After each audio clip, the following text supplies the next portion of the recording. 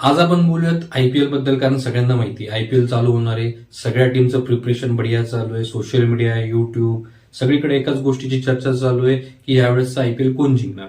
मला तरी वाटतं की यावेळेस आयपीएल बेस्ट होईल. प्रत्येक टीम मेहनत करतीये आयपीएल जिंकण्यासाठी.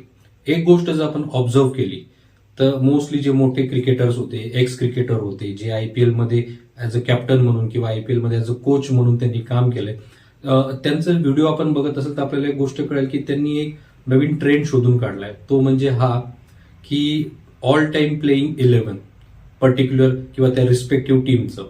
मी बघितलं भरपूर एक्स क्रिकेटरचं, युट्युबर्सचं अनालिसिस आणि मला ते आवडलं. तर मला पण वाटलं की मी पण आपल्या सगळ्यांना माहिती, मी आधी पण सांगितलं की मी मुंबई इंडियन्सचा सपोर्टर आहे. तर मुंबई इंडियन्सचं ऑल टाइम प्लेईंग 11 काय असेल हा माझ्या मनात एक विचार आला आणि मी हा व्हिडिओ बनवतोय. तर इझी आहे, मला वाटतं त्यात काही फार मोठी गोष्ट नाही. स्टार्ट आपण करूयात Sachin Tendulkar, Rohit Sharma number 1 number 2 opener.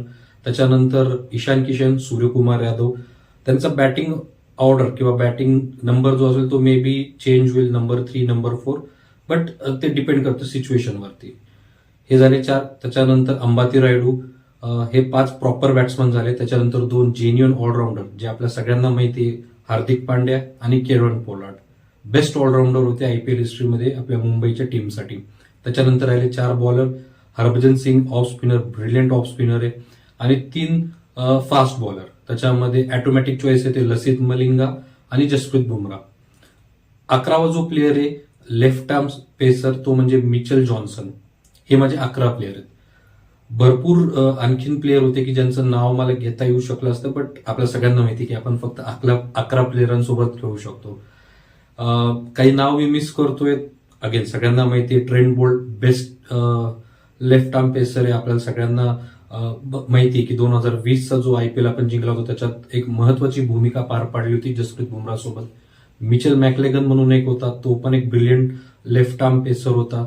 Krunal Pandya पण होता. कोरी अँडरसनची ती एक आयकॉनिक नॉक 2014 मध्ये आली राजस्थान रॉयल विरुद्ध, ती आपण सगळ्यांनी एन्जॉय केली ती.